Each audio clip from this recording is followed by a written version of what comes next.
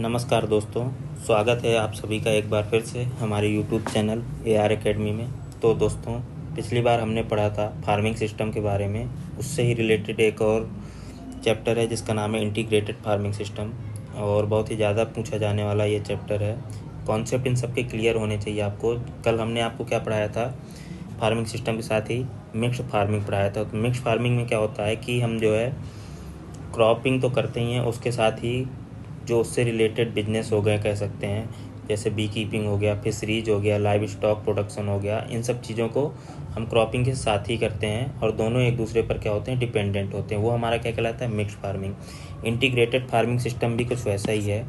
इसमें क्या होता है, integration of the two or more appropriate combination of enterprises like crop, dairy, piggery, fisheries, poultry, bee keeping etc. फॉर ईच farm according to the availability of the resource to sustain and satisfy the necessity of the farmers। तो आप कहेंगे ये mixed farming और integrated farming system तो एक ही लग रहा है। मिक्स्ड फार्मिंग में क्या होता है एक ही चीज़ दोनों, लेकिन मिक्स्ड फार्मिंग में हम कोई ज़्यादा ध्यान नहीं देते। जो हमारा प्राइमरी जो ऑब्जेक्टिव होता है वो हमारा क्या होता है, क्रॉपिंग होता है। लेकिन इंटीग्रेटेड फार्मिंग सिस्टम में हमने सब में बराबर बराबर ध्यान देना है। चीज़ सेम वही है कि हमें दो या दो से अधिक चीज़ें, दो या दो से अधिक कॉम्बिनेशन हम बनाते हैं। बिजनेस कह सकते हैं, इंटरप्राइजेस कह सकते हैं। जैसे एक तो क्रॉप प्रोडक्शन हो गया, उसके बाद उससे रिलेटेड डेयरी, पिगरी, फिशरीज, और उन सब में हम बराबर ध्यान देते हैं। और उन सब से हम क्या चाहते हैं कि ज़्यादा से ज़्यादा हमें प्रॉफिट प्राप्त हो और हमारी जो है नीड जो है फार्मर की वो पूरी हो। मतलब मिक्स्ड फार्मिंग क्या है, वो ज़्यादा प्रॉफिट ओरिएंटेड नहीं है, उससे फैमिली की नीड पूरी हो जाए बस उतना ही है। नहीं भी हो रहा तो कोई दिक्कत नहीं है। लेकिन इंटीग्रेटेड फार्मिंग सिस्टम हमारा यही है कि हम किस तरह फार्म को मैनेज करें, किस तरह उसके साथ जो उसके रिलेटेड इंटरप्राइजेज हैं उन दोनों को किस तरह से, उन दोनों की या दो से ज़्यादा किस तरह से हम मैनेज करें कि हम ज़्यादा से ज़्यादा प्रॉफिट प्राप्त हो और ज़्यादा से ज़्यादा हम दोनों से प्रोडक्शन ले सकें, या दो या जितने भी इंटरप्राइजेज हैं उन सब का ज़्यादा से ज़्यादा यूटिलाइजेशन कर सकें। वो हमारा कहलाता है इंटीग्रेटेड फार्मिंग सिस्टम। मतलब एक तरह से कितना साइंटिफिक हम हो जाएं कि हमें ज़्यादा से ज़्यादा प्रोडक्शन प्राप्त हो हर जगह से। इसके कुछ एग्जांपल्स हैं, जैसे वेटलैंड में आप देखेंगे तो क्रॉप कर सकते हैं। वेटलैंड है तो हमारे पास क्या है, वाटर की अवेलेबिलिटी रहेगी। उसके साथ हम क्या कर सकते हैं, फिशरीज कर सकते हैं। फिशरीज के साथ हम क्या कर सकते हैं, पोल्ट्री कर सकते हैं। अब ये किस तरह से डिपेंडेंट हुआ, क्रॉप का यूज हम जो स्टेबल्स हुआ उसका पोल्ट्री में यूज कर सकते हैं। इसी तरह फिश में भी यूज कर सकते हैं। पोल्ट्री का पीट जो है उसका हम क्या कर सकते हैं, फिश टैंक में डाल सकते हैं। तो ये हमारा क्या हुआ, सब एक दूसरे से रिलेटेड है और ज़्यादा से ज़्यादा हम इनसे क्या करेंगे, बेनिफिट प्राप्त कर सकते हैं। क्रॉप फिश हो गया, मशरूम भी उगा सकते हैं। वहीं गार्डन लैंड की अगर बात करें तो यहाँ पर क्या हो गया, क्रॉप हो गया, डेयरी हो गया, कोई हमने मिल्च ब्रीड पाल ली, दूध देने वाली ब्रीड पाल ली। उसके साथ ही बायोगैस प्लांट हो गया, हमने खोल लिया, बायोगैस प्लांट तैयार कर लिया। तो इस तरह से चीज़ें ये हमारी क्या है, dry land based farming system हो गया। जैसे क्रॉप हो गया, अब ड्राई लैंड में हम मिल्च ब्रीड तो पाल नहीं सकते क्योंकि उसके लिए पानी भी चाहिए। पानी की कमी होगी तो हमारा जो है मिल्क प्रोडक्शन भी कम होगा।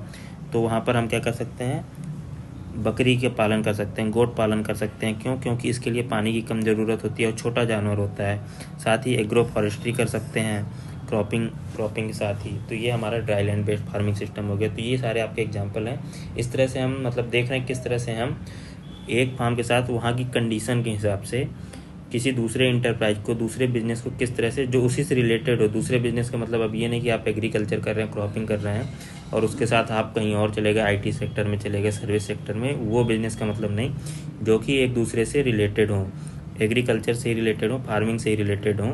इस तरह के आपस में जो भी बिजनेस हैं उनको किस तरह से अच्छे से मैनेज किया जाए वहाँ की कंडीशन के हिसाब से कि ज़्यादा से ज़्यादा प्रॉफिट प्राप्त हो और हमारी जो एक फार्मर है, फार्मर की नीड भी पूरी होती रहे, साथ ही वो उसके साथ प्रॉफिट भी कमा सके अपनी नीड पूरी करने के बाद। तो ये हो गया। अब जैसे इसमें बेनिफिट की बात करें तो बेनिफिट क्या होता है, प्रॉफिटेबिलिटी। जैसे हमने बताया, मेन एम इसका यही होता है कि कितना ज़्यादा से ज़्यादा प्रॉफिट हो जाए, एक सेक्टर से नहीं कई सेक्टर से। क्रॉपिंग से हो गया, फिशरीज से हो गया, बी कीपिंग से हो गया, कई जगह से हम क्या कर सकें, प्रॉफिट कमा सकें। अगर हमने हॉर्टिकल्चर किया तो वहाँ से हमें वेजिटेबल फ्रूट की प्राप्ति हो गई। अगर हमने सेरीकल्चर किया, रेशम की प्राप्ति हो गई। मशरूम किया, बायोगैस हुआ, तो उससे हमें क्या होगा, एनर्जी की प्राप्ति होगी। तो इस तरह से हम किस तरह से नई नई चीज़ें जो है हम वो प्राप्त कर सकें और प्रॉफिट भी हो सके। हमारा सस्टेनेबिलिटी भी रहती है। अगर आप सिर्फ क्रॉपिंग उगाएंगे तो क्रॉपिंग से क्या होगा, जो आपको पता ही है कि सॉइल का डिप्लीशन होगा, वाटर का डिप्लीशन होगा। सिर्फ एक ही चीज़ आप क्रॉपिंग करते रहेंगे, प्रॉफिट भी कम होगा। लेकिन उसके साथ ही अगर आपने जैसे कोई ब्रीडिंग कर लिया, आपने लाइव स्टॉक कर लिया, तो उसके साथ क्या होगा, आप कंपोस्ट तैयार कर सकते हैं। कंपोस्ट का यूज आप खेत में कर सकते हैं। तो ये हमारा क्या होगा, ऑर्गेनिक मैन्योर है, सस्टेनेबल भी है, जो कि हमारे इन्वायरमेंट का डिग्रेडेशन नहीं करेगा। ये हो गया।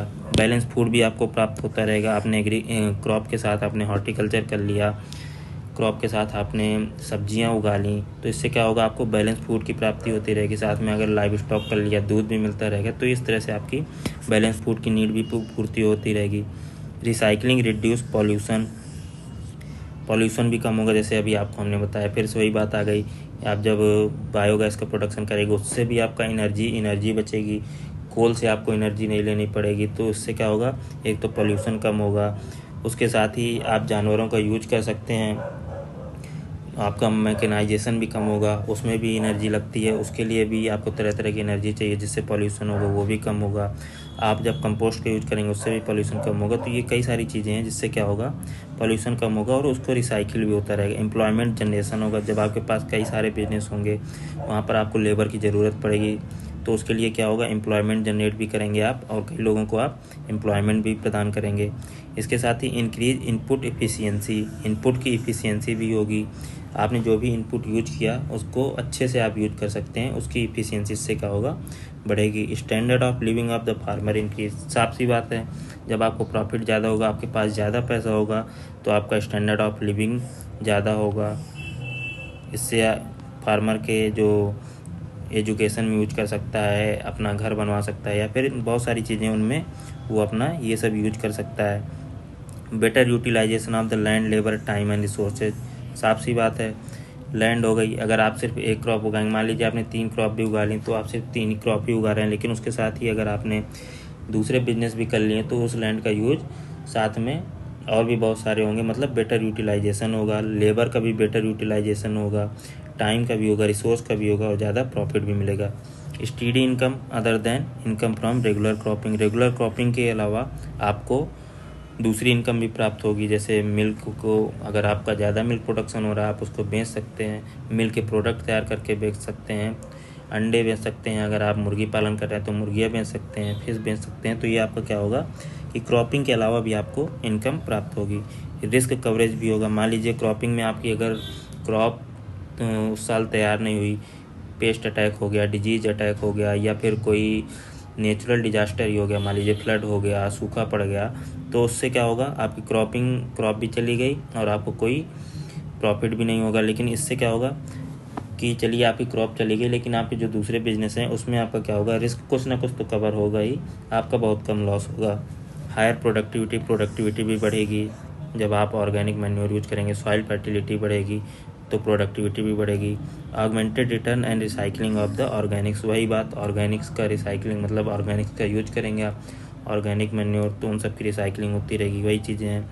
Easily adopted by marginal and सब मार्जिनल फार्मर्स। और इसमें यह भी नहीं है कि आपको बहुत ज़्यादा इन्वेस्टमेंट करना है, या इन्वेस्टमेंट करेंगे आप तभी आप दूसरा फार्म इंटरप्राइज या दूसरा बिजनेस आप उसके साथ चालू कर सकते हैं। आप छोटे से इन्वेस्टमेंट में भी आप क्या कर सकते हैं, दूसरा बिजनेस साथ में आप खोल सकते हैं, और ज़्यादा इन्वेस्ट भी नहीं करना। जैसे आपने मुर्गी पालन किया, या आपने कोई एक जानवर ही ले लिया, तो उसको क्या है, आपको उसके खाने के लिए कहीं और से कोई चीज़ें नहीं लानी। आप जो क्रॉपिंग कर रहे हैं उसी से जो चीज़ें प्राप्त होंगी, उसी को खिला के आप उसको तैयार कर सकते हैं। मतलब इन्वेस्टमेंट भी कम करना पड़ेगा। इसलिए ये मार्जिनल और सब मार्जिनल फार्मर्स के लिए भी ये एडॉप्टेड है, ईजिली एडॉप्टेड है। ये general upliftment of farm activities का अपलिफ्टमेंट होगा, समझ ही रहे हैं। ज़्यादा काम होगा, अच्छे से एम्प्लॉयमेंट होगा, अच्छे से प्रोडक्शन होगा, अच्छे से मैनेजमेंट होगा, तो क्या होगा, फार्म एक्टिविटीज़ का अपलिफ्टमेंट होगा। तो चलिए दोस्तों, ये था आज का हमारा इंटीग्रेटेड फार्मिंग सिस्टम। इसके बाद हम बहुत जल्द आएंगे नेक्स्ट सेशन में, उसमें भी हम कुछ ऐसी अच्छी चीज़ें डिस्कस करेंगे। तब तक के लिए धन्यवाद। और कुछ ही दिनों में मैं आपको इसका पूरा एक PDF जो अभी तक आपको पढ़ाया उस सब का PDF, और आगे भी जो पढ़ाएंगे उन सब का PDF आपको टेलीग्राम पे शेयर कर देंगे। तो चलिए, तब तक के लिए धन्यवाद।